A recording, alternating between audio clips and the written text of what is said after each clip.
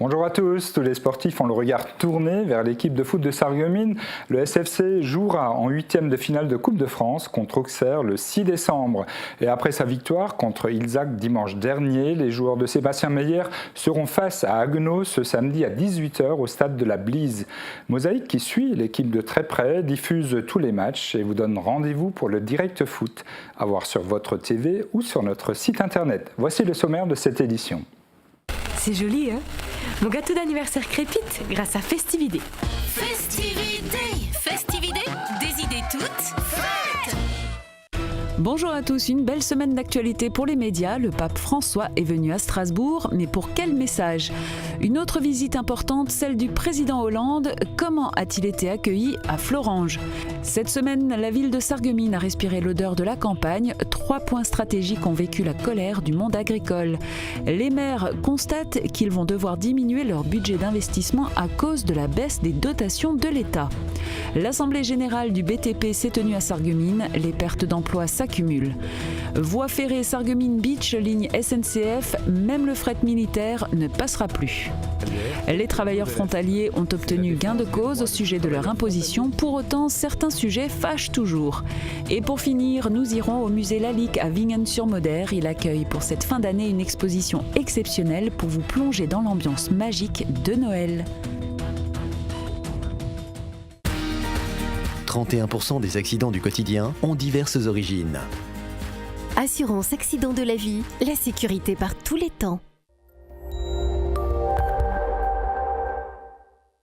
Bonjour tout le monde, pour demain, c'est une très belle journée qui s'annonce.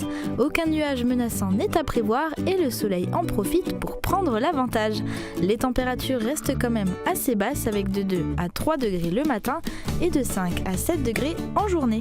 Demain samedi 29 novembre, pensez à souhaiter une bonne fête aux Saturnins. Le soleil nous accompagnera de 7h57 à 16h37. Passez un très bon week-end. Tout de suite, retrouvez notre séquence J'aime ma vie. À demain! Dans la mesure où je fais quelque chose, où je rends service à quelqu'un et que je vois que ça lui fait plaisir également, c'est toute ma raison de vivre et ma joie. Ça me permet d'avoir un environnement, au point de vue relationnel, qui est hyper important. À tout moment, quand j'ai besoin dans une certaine direction de quelque chose, je dis, il y a un tel qui peut me ramener ça, il y a un tel qui peut me répondre à ça, et j'ai toujours une réponse à toutes les questions.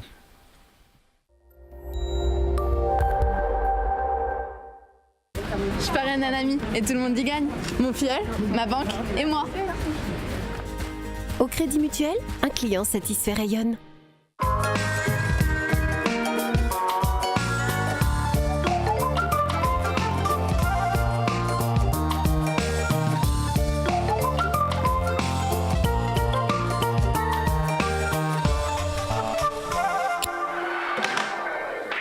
Flo, tu viens, il y a scène de ménage à la télé. Oh.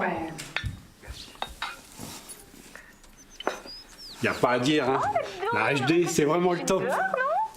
Ouais, enfin... Moi, je comprends pas ce que tu trouves de drôle à ces histoires de couple. Dis, Jules, tu voudrais pas descendre le carton? Dehors, enfin, tu pars. Juste à la fin. Jules, allez, bouge un peu. Ah ouais? On y retourne? Bah oui. Oh non. Jules, qu'est-ce que tu fais? On va manger. Tu vois bien, je trie le carton. Quoi? Je vais pas encore assez vite. Rassure-moi, Jules, tu le fais pas exprès là quand même. De quoi tu parles? Le gros carton, Jules. C'était pour la déchetterie, mais en entier.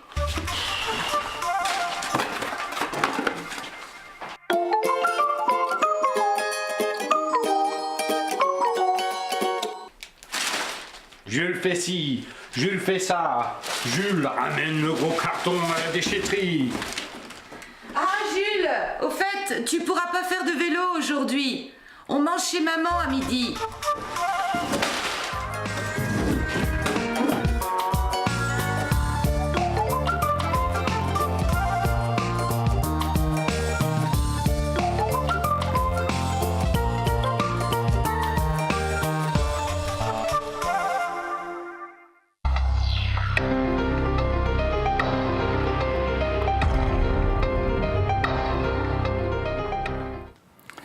Une belle semaine d'actualité cette semaine. Bonjour Julia. Bonjour Francis, bonjour à tous. Alors je voudrais commencer par la plus importante, celle qui véhiculait à mes yeux les messages les plus fondamentaux. Il s'agit bien sûr de la venue du pape François à Strasbourg.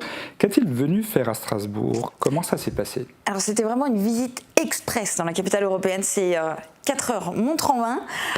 C'est le plus court déplacement d'un pape à l'étranger. Il n'est pas passé par la ville. Il s'est rendu seulement au cœur des institutions européennes, donc Parlement européen et Conseil de l'Europe. Alors la presse, il faut le constater, a plutôt fait l'éloge du pape. Alors qu'il dressait le tableau d'une Europe affaiblie, il a demandé aux parlementaires de remettre l'homme au centre du débat. Il a voulu dire quoi par là? Alors, il y a une autre phrase aussi, moi, qui m'a marqué dans le même thème, c'est « L'heure est venue de construire l'Europe qui tourne non pas autour de l'économie, mais autour de la sacralité de la personne humaine ». Et en fait, le pape François a exhorté les parlementaires à prendre soin, et là je le cite, de la fragilité des peuples et des personnes. Alors, vous voyez les images de nos confrères d'Alsace 20 qui défilent à l'écran, mais on a aussi un extrait de son allocution. En m'adressant à vous aujourd'hui, à partir de ma vocation de pasteur, je désire adresser à tous les citoyens européens un message d'espérance et d'encouragement.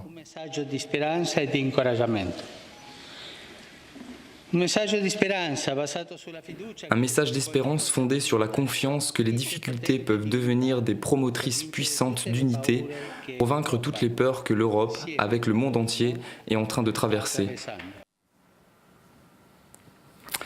Alors je vais reprendre cette phrase. Donc les difficultés peuvent devenir des promotrices puissantes d'unité pour vaincre toutes les peurs que l'Europe et le monde entier est en train de traverser. C'est puissant, hein? Il a voulu dire quoi par là? Alors dans tout son discours, il y a plein de phrases comme ça, parce qu'en fait c'était à bien des égards vraiment un exemple magistral de diplomatie. Selon les passages, il a d'ailleurs été applaudi tantôt par la gauche, tantôt par la droite. Cette phrase, c'est peut-être quelque part une manière de dire que ce sont les difficultés qui vont inciter à l'union et à la solidarité. En tout cas, c'est ce qu'il souhaite. Alors une autre visite qui a marqué cette semaine, c'est celle du président Hollande à Florange. Ça s'est passé comment? Alors c'était sa 3e visite en 3 ans. Il revient 1 an après sa première visite en tant que chef de l'État. Il n'a pas croisé les agriculteurs en colère, ni la petite centaine de manifestants CGT et FO qui l'attendaient au niveau de la grande porte au siège d'ArcelorMittal et qui avaient d'ailleurs refusé de le rencontrer, contrairement aux autres syndicats avec lesquels le président s'est entretenu. Alors on imagine bien qu'il a fait des promesses. L'an dernier, déjà, il avait pris l'engagement de revenir tous les ans à Florange. Il est venu assurer le suivi du dossier des hauts fourneaux et puis parler d'avenir. Il a confirmé les 50 millions d'euros de l'État pour la future plateforme de recherche à Uckange. Il s'agit de Metafensch, un institut public de recherche en métallurgie. Et puis il a déclaré que les engagements du gouvernement et les promesses faites par Mittal ont été respectées. En l'occurrence, il parle de pas de plan social, 629 personnes reclassées, 146 millions déjà engagés sur les 240 en perspective chez ArcelorMittal, et puis ce centre de recherche Metafensch. Bien sûr, son point de vue n'est pas forcément partagé. Alors cette semaine, la ville de Sarreguemines a respiré l'odeur de la campagne. 3 points stratégiques ont vécu la colère. On en rigole, mais on a vécu la colère du monde agricole. Oui, mais j'en rigole à cause de ton expression. C'est pas forcément la meilleure odeur de la campagne, mais certes, c'était très clairement du fumier. FDSEA et jeunes agriculteurs appelaient à manifester, et donc du fumier a été déversé en premier lieu devant la sous-préfecture, mais aussi devant l'hôtel des impôts et la DDT, la Direction départementale des territoires. Alors nous étions sur place, Thomas Drouin était sur place, on regarde l'extrait. Un tas de fumier encore fumant bloque l'entrée de la Direction départementale des territoires, un des 3 sites ciblés par les manifestants. Le constat est ainsi le même devant le centre des finances, où les employés restent médusés face à la quantité de fumier déversé sur la façade et la porte d'entrée. 3 bennes ont suffi pour bloquer l'accès au bâtiment et la rue Georges Clémenceau. Mais l'action principale se déroule face à la sous-préfecture, représentante pour les agriculteurs présents d'un État sourd à leur inquiétude et leurs difficultés. Une 50aine de tracteurs venus des arrondissements de Sarreguemines, Forbach et Château-Salins ont convergé rue du Maréchal Foch pour y déverser le contenu de leur benne. Alors Pascal Cheuser, qui était ici sur le plateau cette semaine, donc m'a confié en off plateau qu'après le déversement de la première benne, donc un agent de police est est accouru, il aura dit « le sous-préfet est prêt à vous recevoir », mais rien n'y fit. Ça fait des mois qu'ils attendaient que le sous-préfet les reçoive, il ne l'a pas fait, et puis finalement l'action a continué. Alors il y a deux choses de toute façon. D'abord en premier lieu pour les agriculteurs, et là je les cite, ils disent « le sous-préfet n'est pas celui qui peut décider tout seul, c'est plus haut qu'il y a des choses qui posent problème ». Et puis ils ont jugé effectivement que cette invitation à être reçue en sous-préfecture était trop tardive, et donc ils l'ont décliné. Ils dénoncent en premier lieu un État sourd à leurs difficultés, les contraintes administratives et puis le rôle des supermarchés dans l'effondrement des prix. Donc on lui a aussi posé la question ici si la colère était montante. Ça les fait sourire, mais ils sont prêts finalement à muscler encore davantage leur action et on l'entend bien. Après la contestation, la ville a dû faire le ménage. Le travail était très conséquent. Donc j'ai vu plusieurs ouvriers travailler devant la sous-préfecture. Est-ce que c'est à la ville finalement de payer les dégâts ? Alors de payer pas forcément, mais il faut bien que quelqu'un s'en charge. Et il y a effectivement eu 6 équipes d'agents communaux qui ont été mobilisées pour nettoyer la ville. C'est effectivement la ville de Sarreguemines qui a organisé tout ça, chapeauté tout ça, mais la facture sera envoyée à l'État. À l'État. Bon, les maires constatent qu'ils vont devoir diminuer leur budget d'investissement à cause des baisses des dotations de l'État. Alors on évoque des prévisions jusqu'à moins 30% d'ici à 2017. Et voilà qu'eux aussi brandissent une menace de grève. Est-ce que c'est sérieux ça, Julia ? Alors ces prévisions... A priori, ça serait 28 milliards de dotations de moins en 4 ans, et puis différents scénarios qui sont élaborés aussi bien par l'Association des maires de France que par la Banque Postale, et ces scénarios tablent sur un recul des investissements du coup de 30% en 2017 par rapport à 2013. Tout cela bien évidemment parce qu'il y a moins de rentrées puisque moins de dotations de l'État et qu'en parallèle les maires, en tout cas la majorité d'entre eux, ne souhaitent pas augmenter les impôts. Alors, de là à entendre des élus menacés de se mettre en grève... C'est de la menace, c'est symbolique, c'est histoire d'attirer l'attention là-dessus. C'est exemplaire. Hein. Quelque part, de toute façon, qu'ils le veuillent ou non, ils n'auront pas le choix. Ils vont essayer par ce type de déclaration, mais aussi par certaines revendications, d'obtenir sans doute un peu plus. Mais il ne faut pas se leurrer, il n'y aura pas de miracle, donc il faudra faire avec. Moins d'argent, c'est forcément moins d'argent pour fonctionner, pour investir. Le centre Pompidou de Metz perd une partie de son financement. L'Arsenal supprime de nombreux concerts. Donc on voit que l'austérité, c'est un mot qu'on n'aime pas trop, mais l'austérité s'installe. Et localement, est-ce qu'on ressent quelque chose ? Alors, on le voit pas forcément au quotidien, mais on le voit régulièrement. Effectivement, les collectivités sont de plus en plus regardantes à la moindre dépense et elles font de plus en plus attention aussi à leurs dépenses de fonctionnement. Elles vont donc devoir sans doute changer certaines choses, s'adapter pour pouvoir limiter ces dépenses. Et puis là où on le constate aussi, et notamment nous en tant que médias, c'est qu'il y a de moins en moins de chantiers qui sont lancés par notamment les communes. Alors les collectivités étaient, il faut parler maintenant au passé, on vient d'en parler à l'instant, de bons clients du BTP. L'Assemblée générale qui s'est tenue à Sarreguemines a dévoilé quelques indicateurs. Alors en termes d'emploi, quelles sont les pertes ? Alors, au niveau du groupement du BTP de l'arrondissement de Sarreguemines, il y a un chiffre qui est très très clair, une baisse importante d'activité et du coup 10% d'effectifs en moins. Et 10% d'effectifs, ça fait 150 emplois en 3 ans. Et là, le gros souci, ils l'ont encore relevé, c'est que les commandes sont en baisse et une grande partie des commandes restantes vont vers les auto-entrepreneurs. Oui, alors là, c'est difficile de comptabiliser, d'avoir les chiffres, quel est le pourcentage qui est récupéré par les auto-entrepreneurs, mais toujours est-il qu'effectivement ce statut, 5 ans après sa création, n'est toujours pas digéré par les professionnels du BTP et il est considéré de leur part comme de la concurrence déloyale. Voie ferrée Sarreguemines Beach, même le fret militaire ne passera plus. Oui, c'est ce qu'a annoncé RFF. La ligne est impropre à toute circulation, même au fret militaire.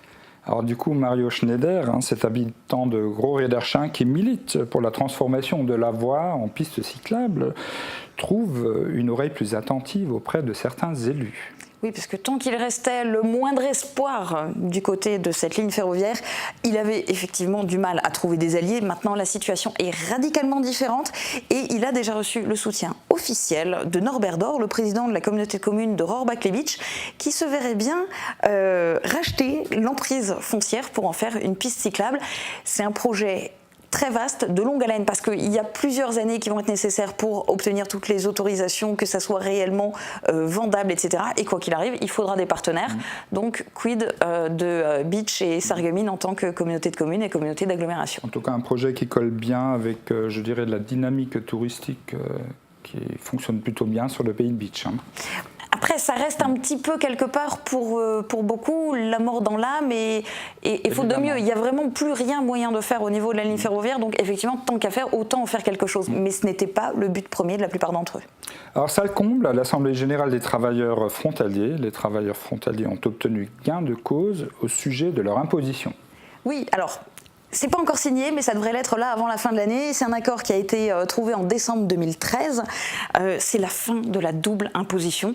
Donc les travailleurs frontaliers qui sont à la retraite et qui vivent en France et qui touchent leur retraite de l'Allemagne vont pouvoir dorénavant payer leurs impôts uniquement en France et la France reversera une indemnité forfaitaire annuelle à l'Allemagne. Donc une avancée, mais il y a encore des sujets qui fâchent. Oui, oui, et ils en ont pas mal, mais je crois qu'en premier lieu, vraiment le plus important pour eux, c'est la reconnaissance de l'invalidité, qui ne se fait pas de la même manière des deux côtés de la frontière, et le montant de la pension qui en découle. Là aussi, il y a des différences entre les deux pays.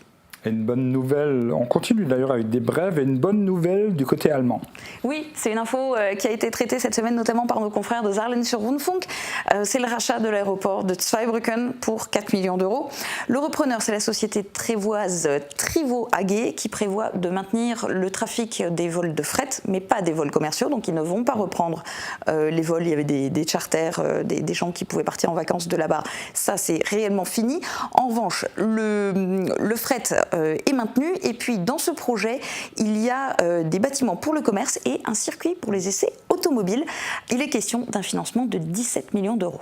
Ils n'avaient pas à reprendre la dette existante. Oui, ils ont pu négocier avec Bruxelles. L'événement important de la semaine à venir. La semaine prochaine, on va parler notamment de l'inauguration du marché de Noël de Sarreguemines qui a lieu ce week-end, et puis de l'action Coup de pouce clé. C'est la fin de l'essentiel de l'info de la semaine. Merci à toi, Julia. Et à bientôt, très bon week-end à tous. Et nous on se retrouve dans un instant après une courte page publicitaire.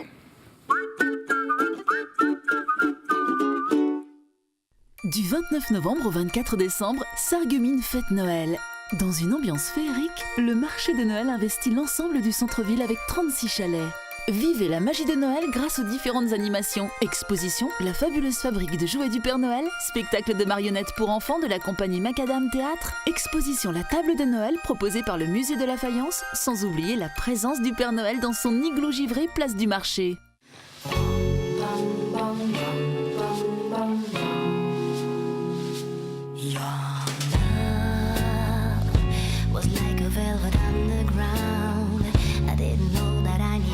Until I found your love. At first, good morning to our waking souls. After night, when they joined, when we were out of control. Retrouvez toute la magie de l'Avent avec plus de 700 manifestations sur tout le département. Marché de Noël, sentier des lanternes, marché gourmand, spectacle vivant, contes, expositions, concerts. Vivez un Noël de tradition et de fête. Noël de Moselle du 30 novembre au 30 décembre. Programme complet sur noeldeMoselle.fr. Tu le sais pas encore, mais on est fait pour être ensemble. Je veux pas te vexer, mais t'as vu ta tête? Et toi, t'as vu ma carte? Multipass Plus, simple, pratique, gratuite. Avec cette carte, j'ai des avantages pour les loisirs, la santé, la mobilité et le logement. Avec elle et moi, bonheur assuré. Ah ouais. Dommage que Multipass Plus, ça te donne pas des réductions pour des cours de drague. Bon, bah ça c'est fait. En région Lorraine, Multipass Plus, la carte 16-25 ans pour tous tes projets. Enfin presque. La saison culturelle aussi fête Noël. Samedi 6 décembre, Raquel Barrera nous réchauffe grâce à son spectacle Momentos de Fado. Elle rend au Fado ce qui fait sa force et son charme, retrouvant au passage ses racines portugaises. Dimanche 14 décembre, Radio Lutin annonce la disparition du Père Noël. Les lutins partent alors à sa recherche. Le Père Noël a disparu, un spectacle enchanteur pour petits et grands. Billetterie à l'Office de tourisme.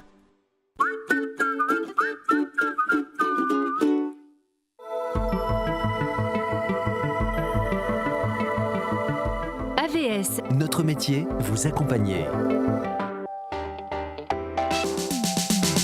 Bonjour à tous et bienvenue sur Mosaïque. Demain, retrouvez l'ensemble des émissions de la semaine, toute l'info et les magazines que vous voulez voir ou revoir, c'est sur Mosaïque. Continue sa visite du site verrier de Meisenthal. Aujourd'hui, nous abordons le second souffle de la verrerie.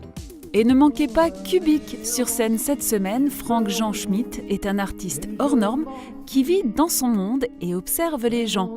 Le week-end aussi, votre télé, c'est Mosaïque. Je suis Franck-Jean Schmitt, je suis un chanteur, je chante mes chansons. Voilà, rien de plus compliqué.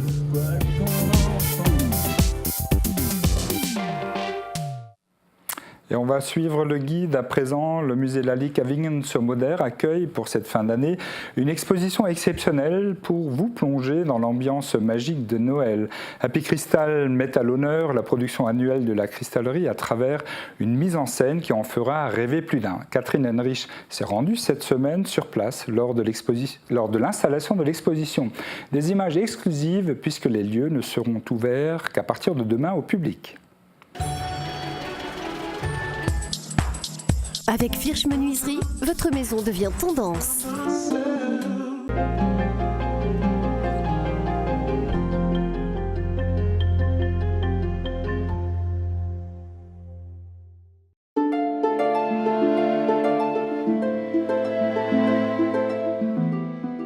Là, tout n'est qu'ordre et beauté, luxe, calme et volupté. La seule évocation de Lalique nous renvoie à ces vers de Baudelaire, un monde où le rêveur est roi. Au musée Lalique à Wingen-sur-Moder, la fin d'année promet d'être magique. Effectivement, on organise une grande surprise pour ce Noël 2014.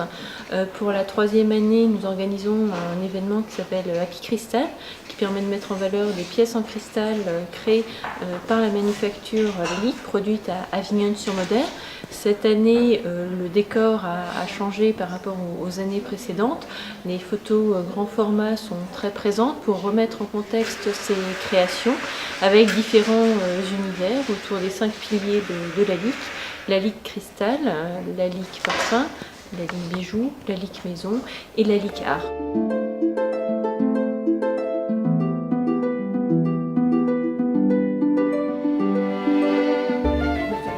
Qui vont venir au mur et l'autre là-bas. Et Jaffa, il pourra sentir le Jaffa, le moment sera pas mis de l'autre côté, à côté du sapin, ça peut être joli. En liaison, ça cacherait la coupe, ça peut être pas mal aussi.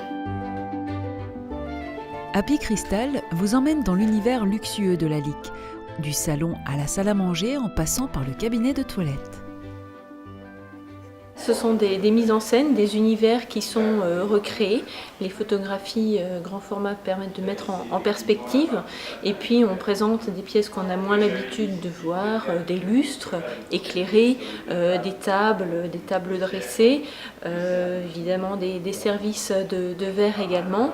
Les parfums, toute une gamme de flacons de parfums seront présentés. De même, dans le domaine des bijoux, toute une gamme de bijoux sera également présentée.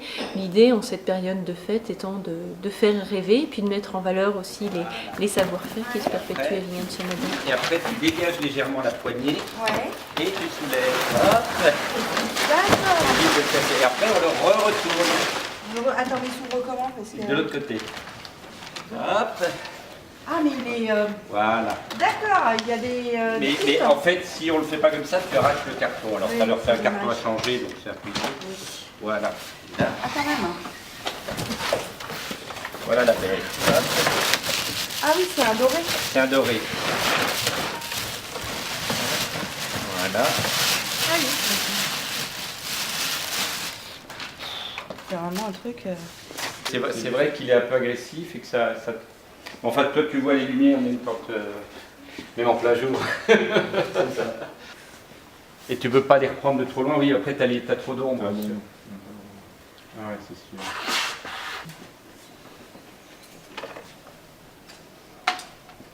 Je le remonte un tout petit peu quand même.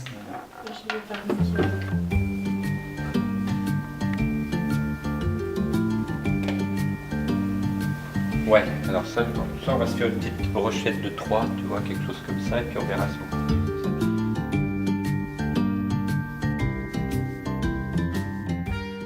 René Lalique était d'abord joaillier avant d'être verrier. Il a profondément marqué l'art nouveau puis l'art déco. Son imaginaire sans limite est encore présent aujourd'hui dans la production de l'usine Neuvingen-sur-Moder. Et c'est cette palette audacieuse et fantastique, mélangeant le précieux et le non précieux, qui en fait sa renommée. On va voir des petits cœurs et tout ça. Tu vois, moi j'en mettrais bien 3 là. Lalique est également connu pour avoir révolutionné le monde du parfum en concevant des flacons de réelles œuvres d'art que l'on retrouve encore aujourd'hui grâce au savoir-faire de maîtres verriers flaconneurs.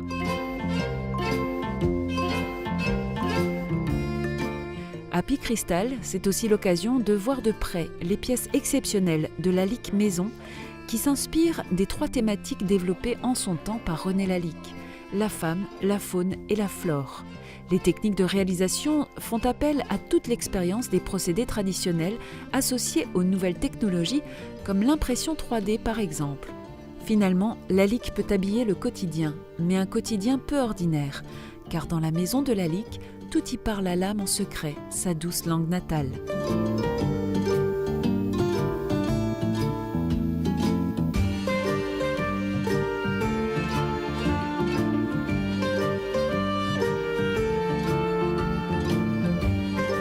C'est magique et puis je pense que la lumière y est pour beaucoup, d'où les lustres, appliques et autres tables éclairées.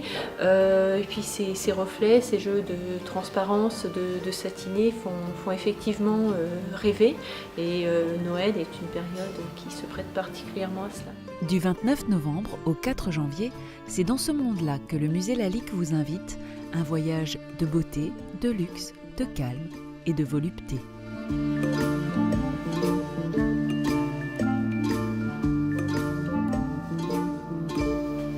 C'est pas mal. Il est pas mal quand même qu'il est dans le... Et la magie de Noël va opérer ce week-end avec l'ouverture du marché de Noël de Sarreguemines. C'est la fin de cette édition. Merci de l'avoir suivi. Excellente journée à tous.